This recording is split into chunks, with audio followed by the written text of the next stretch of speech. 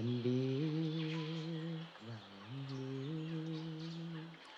ngày mai anh đột ngột trở về, đôi vai gầy và đôi mắt sâu, tóc đã điểm màu da đã năm màu sương gió.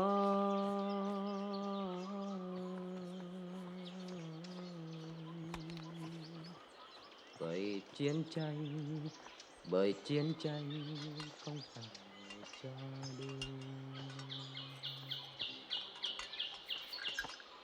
Rồi từ đó em nhận ra anh, từ đó em nhận ra anh không phải trong thơ, không phải trong mơ.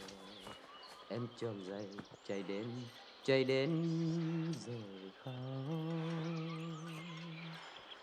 Anh người chiến sĩ và chiếc áo năm tháng dài dầu. Anh người chiến sĩ và chiếc áo mưa nắng bạc màu. Đôi tay bằng khoăn nâng cành hoa tím và anh nói tặng em mùa xuân. Ôi ngày ấy sẽ đến, ôi ngày ấy sẽ đến, anh sẽ về phải không anh? Đừng say em biết ngày mai anh đột ngột trở về, đôi vai gầy đôi mắt.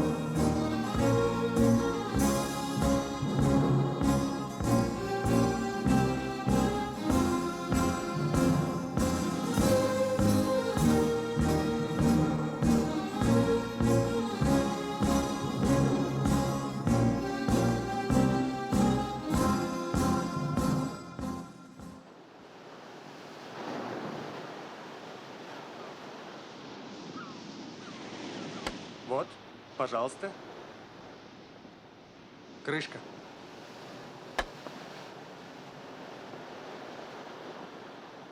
Что это значит, крышка? Позиция? Классическая. Во Вьетнаме европейские шашки не приняты. Я плохой игрок. Поживем, увидим.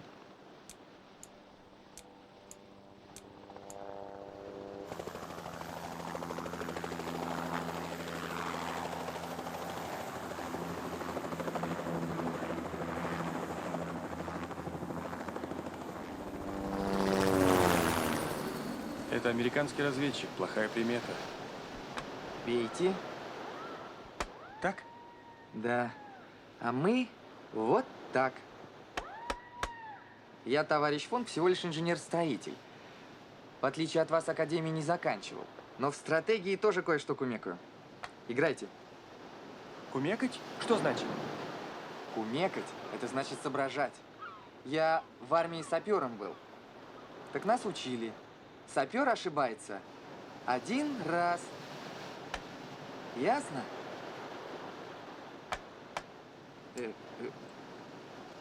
Сапер кумекает один раз. Это как это? Погодите. Погодите, я не в ту сторону побил. Вот привязались, из-за них прошляпил. Я перехожу. Вот так. Теперь они не отстанут. Я их знаю. Надо сходить к капитану, узнать, в чем дело. Внимание! Говорит капитан.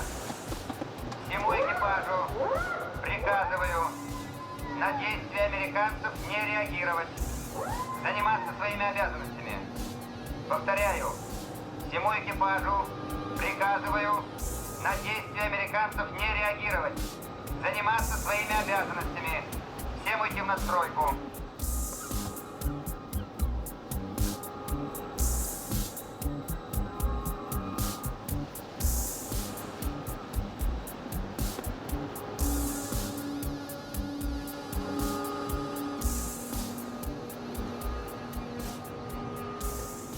Интересуется, куда следуем.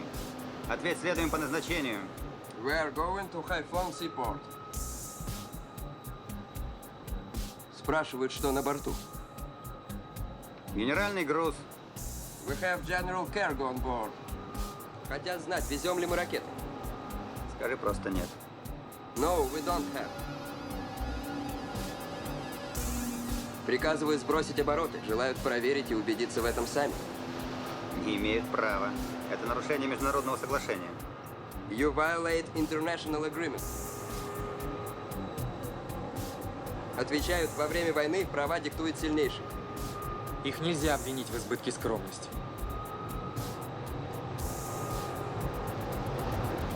Приказывают остановиться. В противном случае открывают огонь. Вот теперь им пора ответить по-русски. Боюсь, не поймут.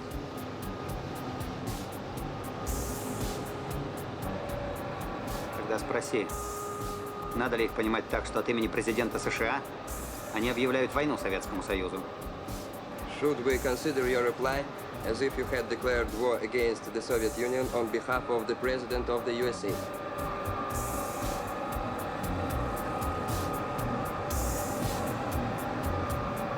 Советуют хорошо подумать. Неповиновение может обойтись нам очень дорого. Полный вперед!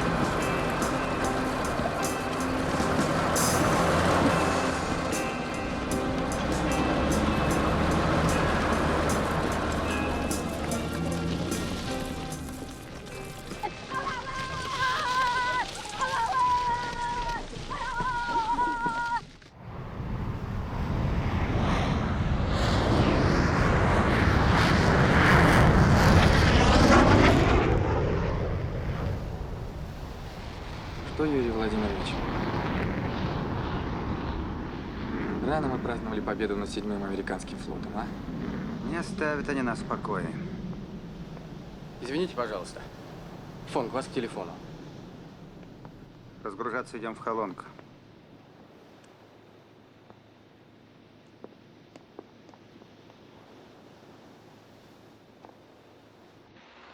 Фонг! Алло!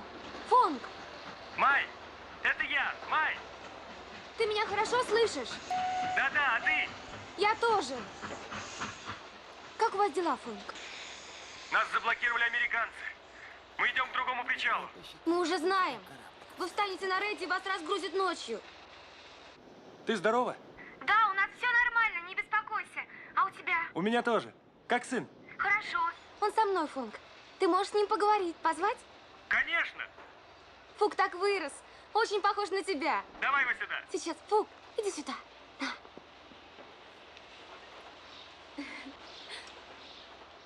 Скажи папе здравствуй. Здравствуй. Здравствуй, Фук. Я твой папа, ты меня слышишь? Папа! Ты где? Я здесь, на корабле. Я к тебе скоро приеду. Твой корабль большой? Очень. Я тебе потом покажу его. Что с тобой? Почему ты молчишь? До свидания, папа Фонг. Дай мне трубочку, сынок.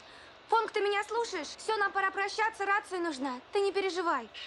Вот увидишь, Фонг, все образуется. Он очень скучает, я знаю. И я тоже. До свидания, Фонг. Если будет возможность, я обязательно приеду к тебе.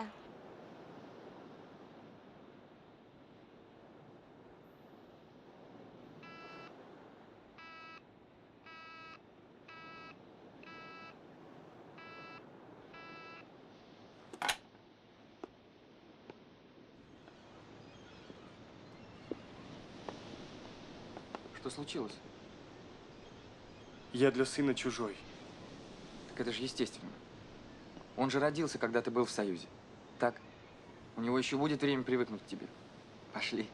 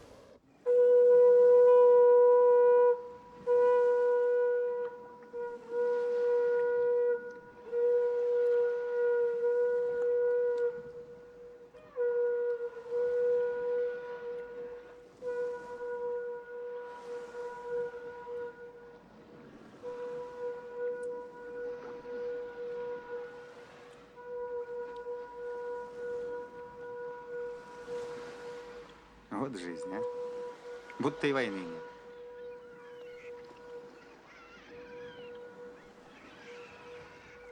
Капитан, похоже, разгрузились нормально. Вроде так. Жаль, что вы не сможете побывать у меня в гостях. А это уж Илья, он тут остается. Ну что ж, пора на корабль.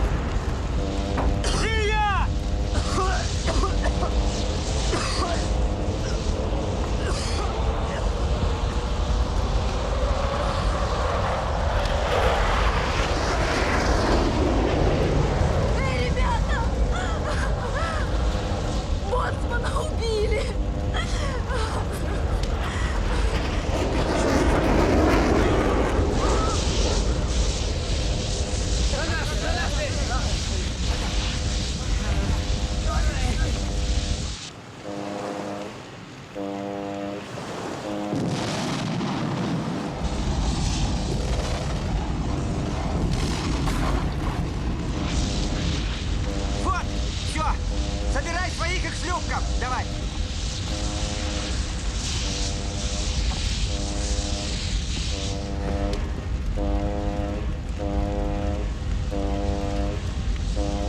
Внимание! Внимание!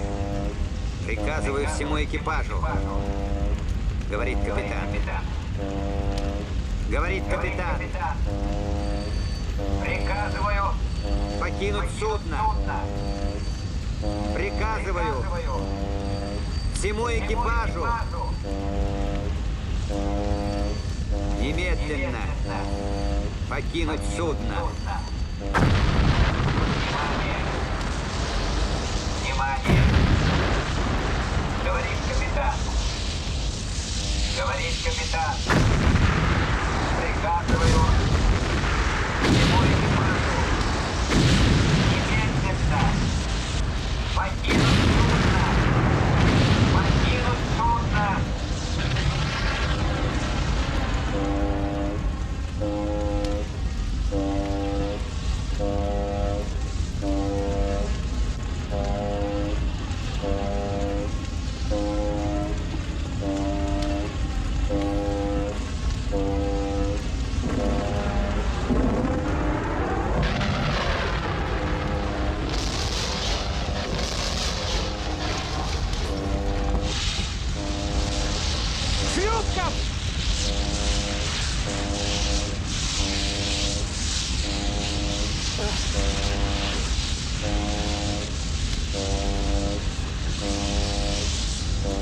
Пошли, пошли.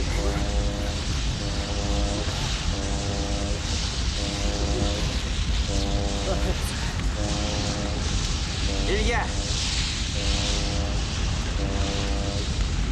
Бросай все, уходим!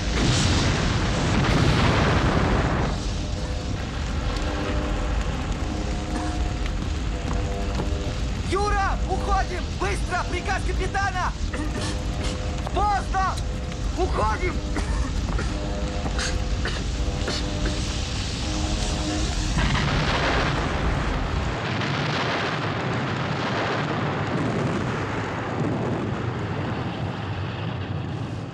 Капитан, надо уходить. Самолеты могут прилететь снова.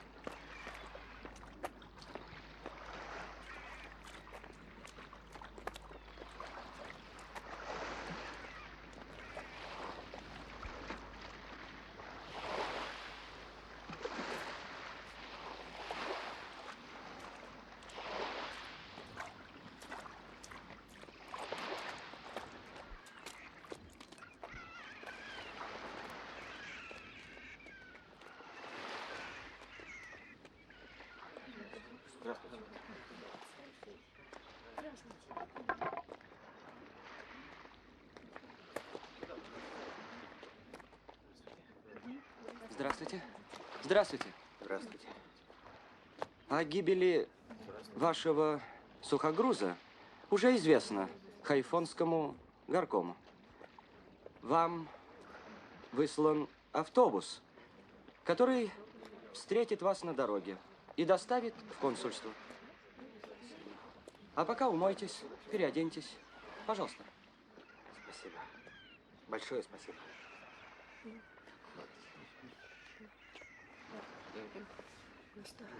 Отдыхайте.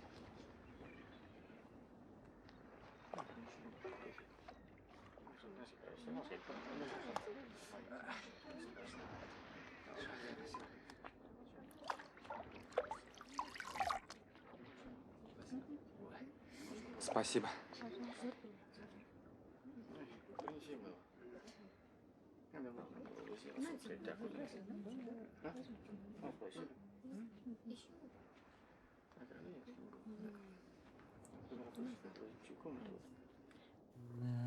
Cho em đôi mắt sáng để nhìn đời và để riêng đời cho em đôi mắt màu đen để thương để nhớ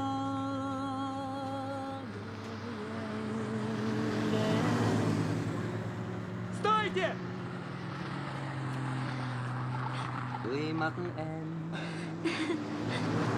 Май, Фонк, là bài hay nhất, là lời ca chưa dứt, là tuyệt tác của thiên nhiên. идем. Это Илья. Он приехал к нам строить мосты. А здравствуйте. это Май, моя жена. Знакомься, капитан Шухов. Очень приятно. Здравствуйте. Ваши моряки все в автобусе, в консульстве вас ждут. А, автобус там. Идемте. Тогда я прощаюсь. Всего доброго. До свидания. Илья, а ты с нами? Вы, наверное, читали? По нашей стране ездит американская актриса. Меня попросили ее подвезти. Знакомьтесь, Фон. Очень приятно. Кэт Фрэнсис. А это Илья. Кэт Фрэнсис. Илья Крутин. Кэт прошла нашу страну тропой Хошимина с юга на север. Я рад, что вам удалось увидеть все здесь своими глазами. А это не просто. Извините, я попрощаюсь с капитаном.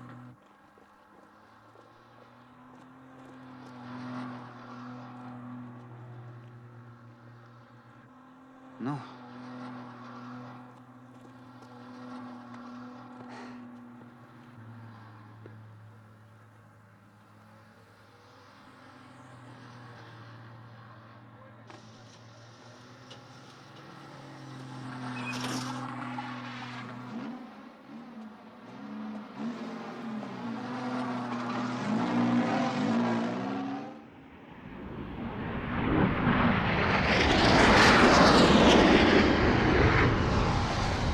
Фук!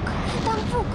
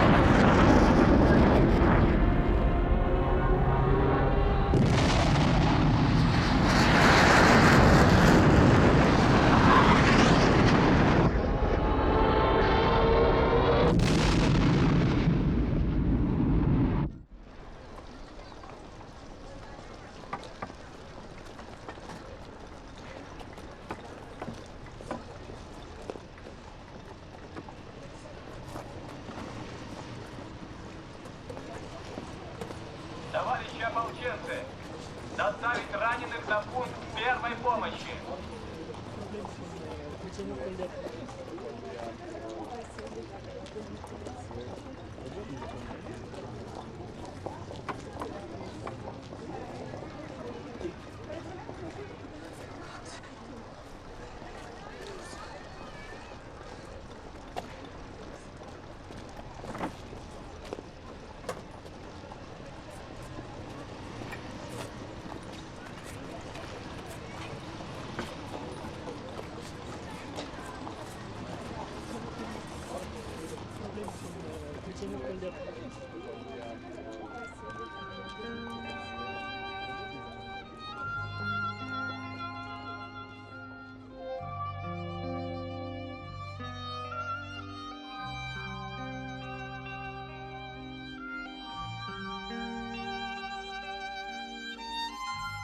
Фук! Фук! Фук! Да пусти ты! Пусти! Да пустите же вы меня! Фук!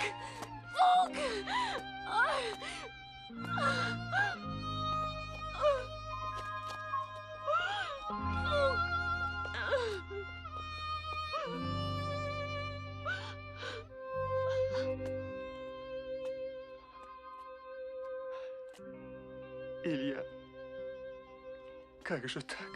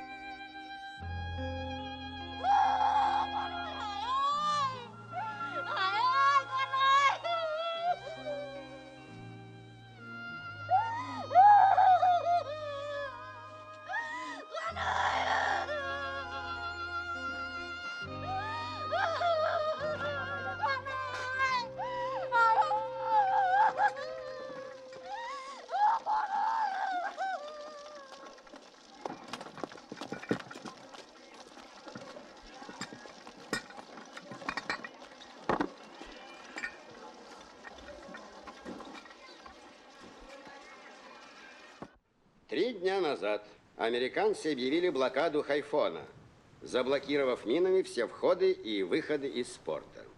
Соединенные Штаты предложили всем иностранным судам покинуть воды Хайфона в течение 3 дней. Они предупредили, через 3 дня мины начнут взрываться. Сегодня обратно ушли неразгруженными японские и английские корабли.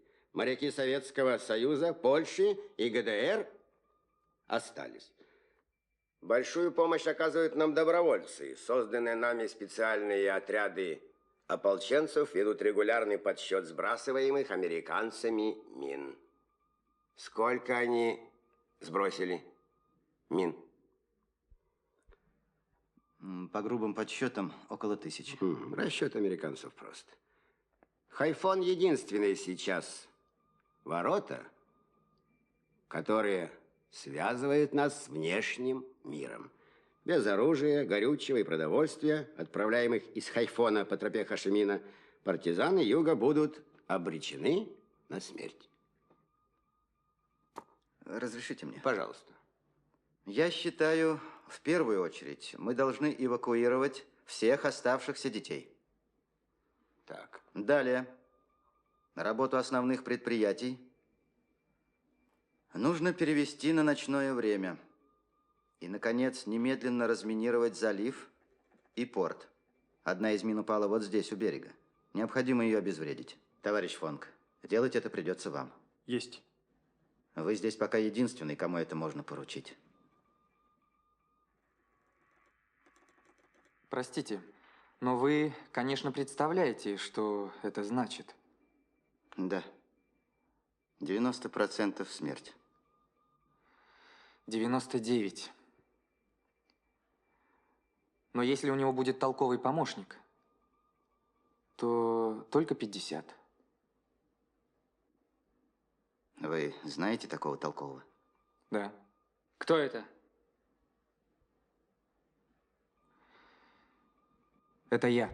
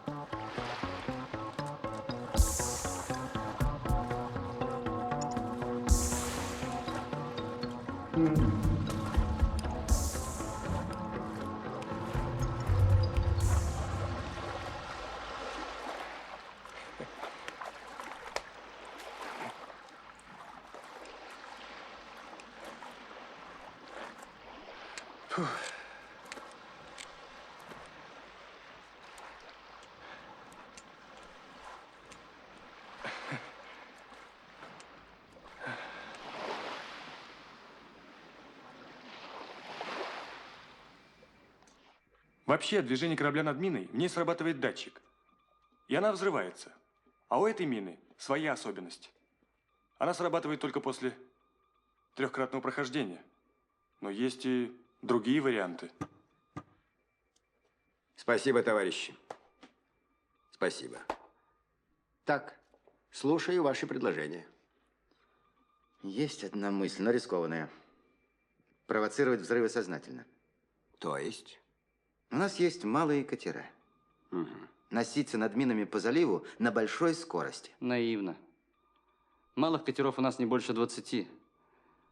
А американцы ежедневно сбрасывают до 100 мин. Чтобы обезвредить все, потребуется столетие. Нельзя и бездействовать. Этими катерами мы очистим дорогу от мин кораблям, застрявшим на рейде.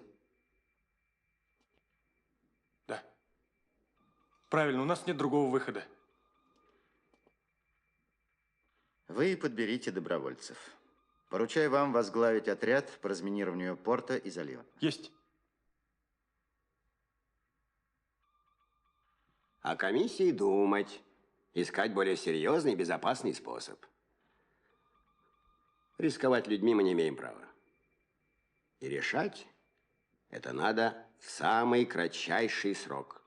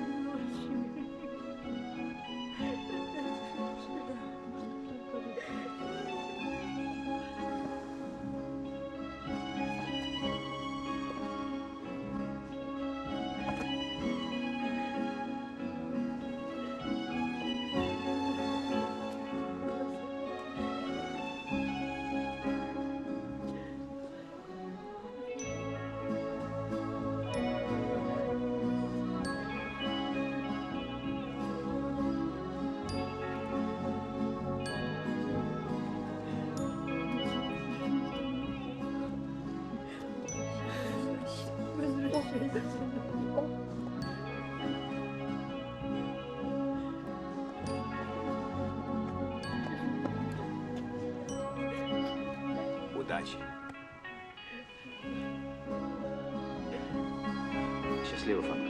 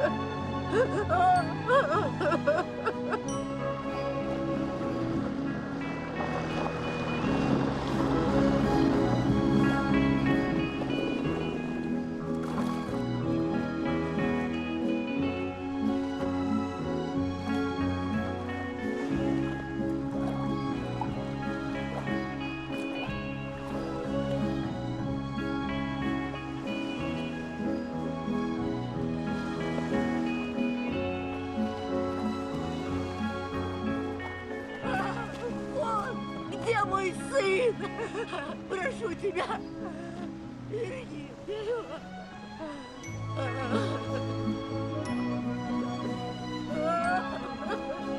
Что теперь с нами будет? Где мой сын?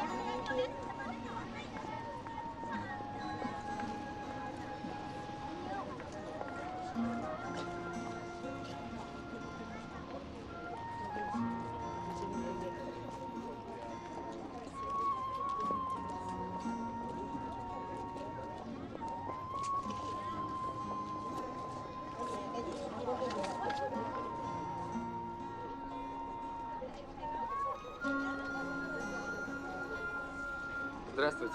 Добрый день. Вы в гостинице? Да, в гостинице. Не возражаете, если вместе? Конечно.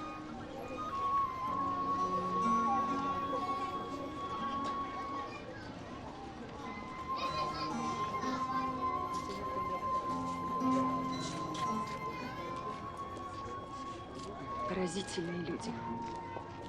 Они так спокойно переносят свои беды. Не думаю. У них просто нет другого выхода.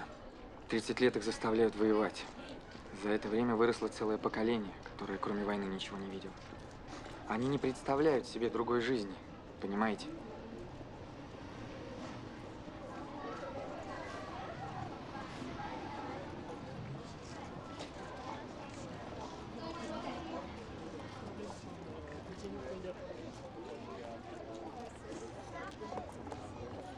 Пожалуйста.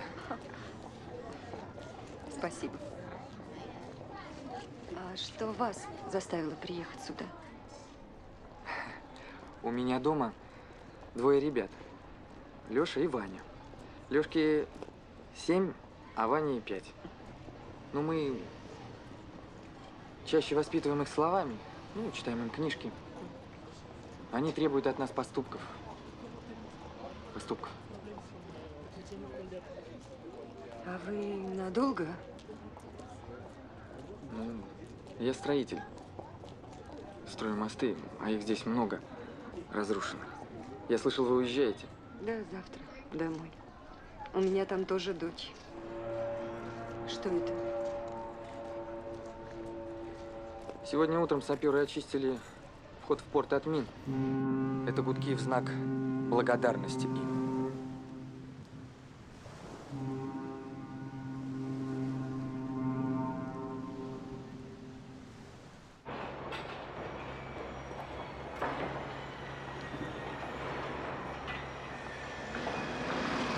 Илья!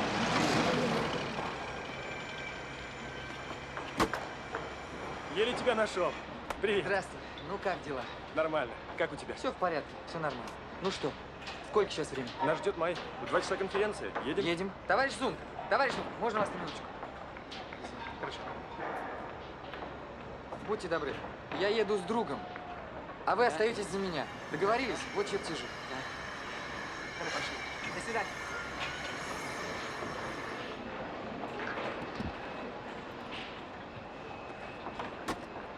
Успеем? Не волнуйся. Едем.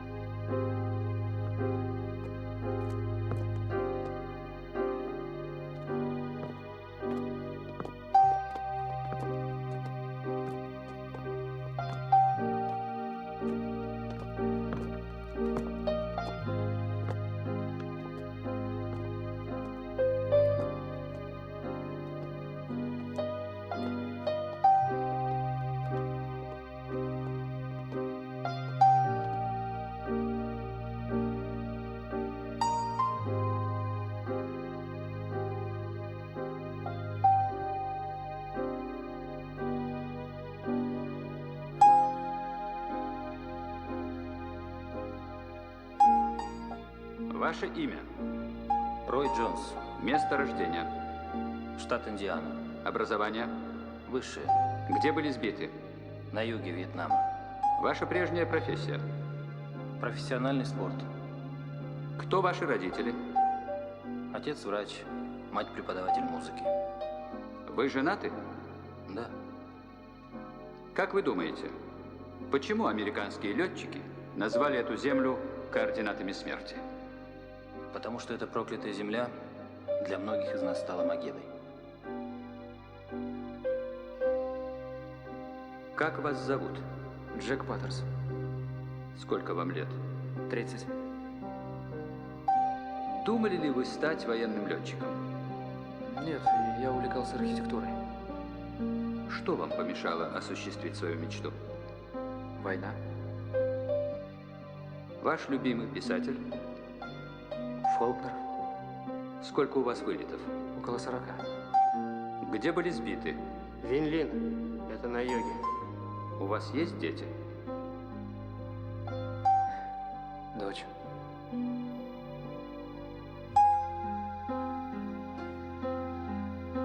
Ваше имя? Вилли Джексон. Кто ваши родители? Фермеры. В семье вы единственный ребенок? Нет. У меня 2 сестры. Что вы испытывали при бомбежке вьетнамских городов? Ничего.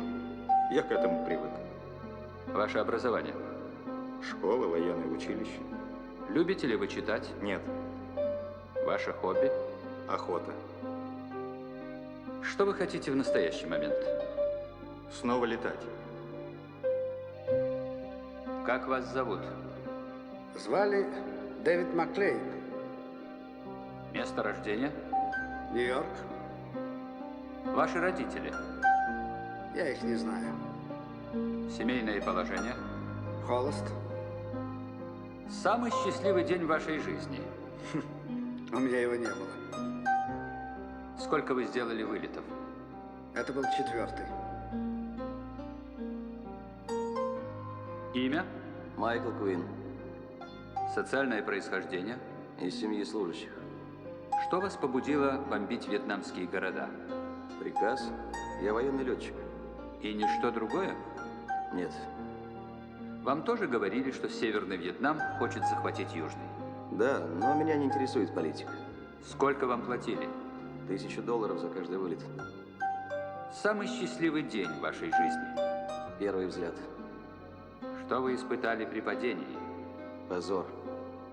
Ваше желание? Вернуться домой.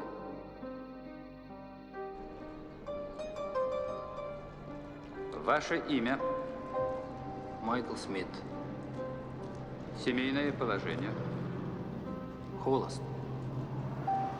Место рождения? Штат Невада. Кто ваши родители? У меня одна мать. Ваша прежняя профессия? Автослесарь. Сколько было у вас вылетов? Около 10. Где были сбиты? Над Хайфонгом. На каком самолете летали? Б-52.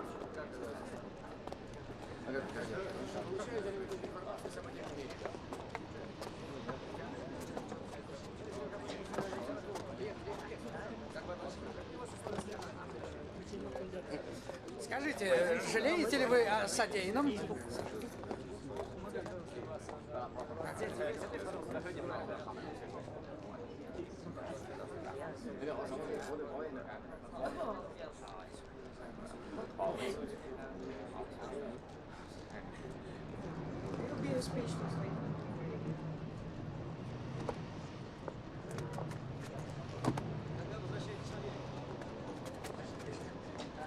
Что вы скажете на пресс-конференции? Ой, милый. Добрый день. Здравствуйте. До встречи.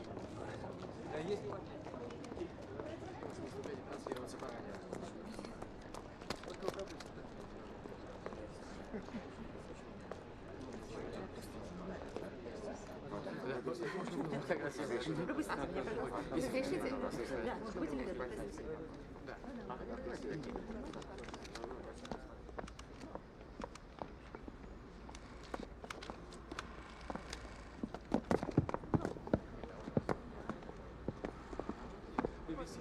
Сколько лет вы были во Вьетнаме? Сколько были, Алло, представитель Лорд Стар.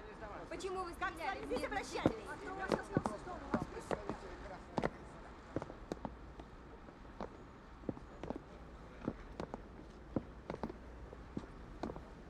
Когда вы приедете в США, вы полетите снова во Вьетнам? Нет, Почему? я больше не верю. Нас обманули. В чем? Нам сказали, во Вьетнаме нет советских ракет. И поэтому на эту страну можно сбрасывать бомбы?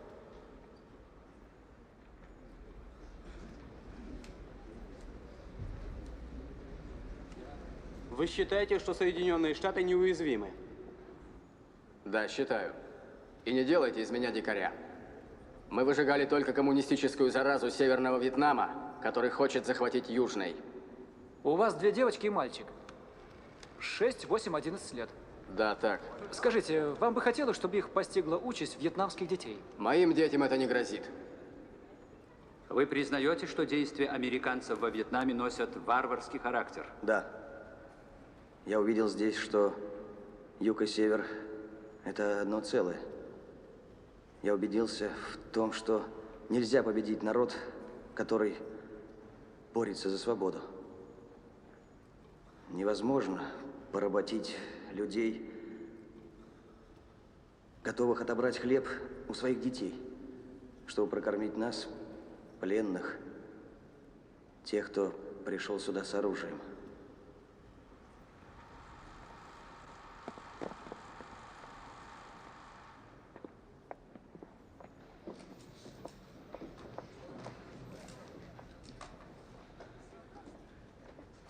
Сегодня я возвращаюсь в Нью-Йорк.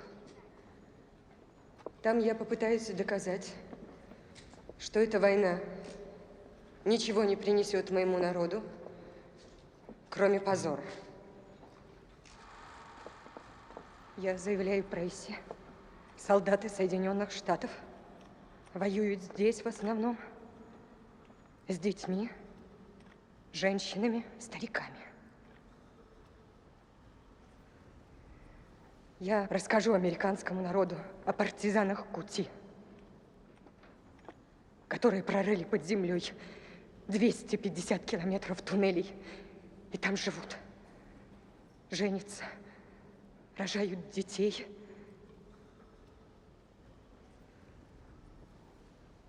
И обороняются от моих соотечественников. Их выжигают, выкуривают газом, бомбят каждый день, забрасывают сорняками, чтобы нечего было есть. Они живут. Я объясню, что против Америки воюют не только партизаны Юга и солдаты Севера. Против США восстали все 50 миллионов вьетнамцев.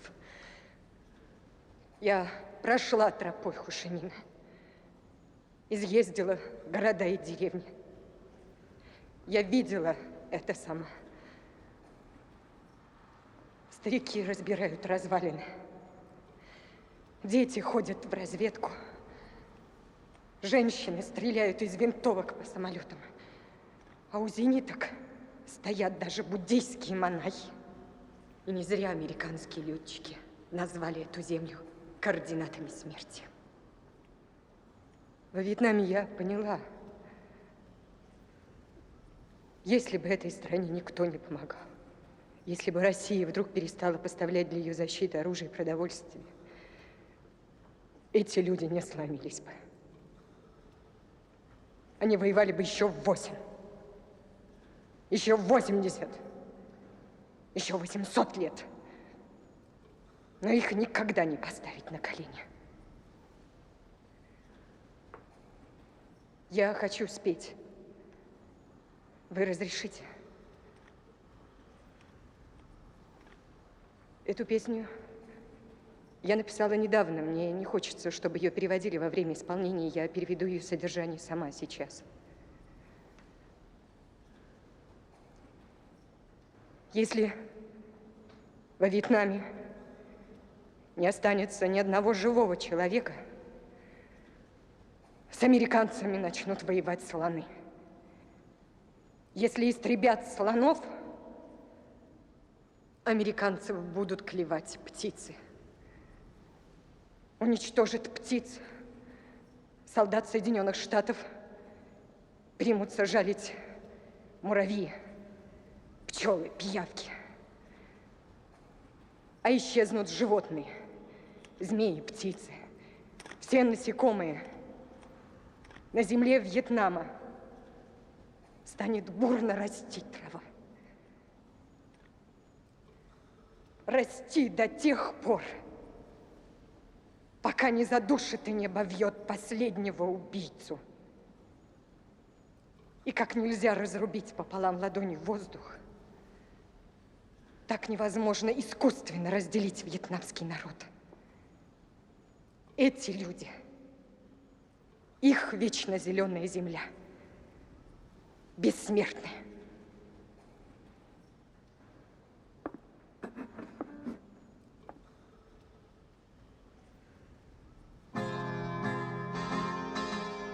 Should all the leaves fall off the trees, so scorched from bombs and poisoned water? Should not a single Vietnamese remain alive from cruel manslaughter? The elephants will rage and roar and wage against all the Yanks of war. And wage against all the Yanks of war. Should all the elephants be killed and all the fields be ruined to pieces? Yet life in Vietnam can be stilled. Again will rise some living species. The leeches, ants, and buzzing bees to sting the Yanks for the Vietnamese. To sting the Yanks for the Vietnamese. The birds and fish will peck and bite all those who came to kill and murder. The snakes will hiss from morn till night, and then more beasts will come up further. The animals will keep their ranks until they drive all away the Yanks. Until they drive all away the Yanks. Should all the beasts become extinct, the grass, the reeds will grow up tougher. And by the nature of instinct, they'll crush the eggs for those who suffer.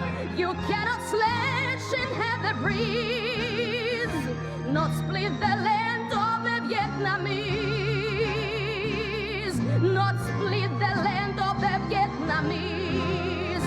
You cannot slash and have the breeze, not split the land of the Vietnamese.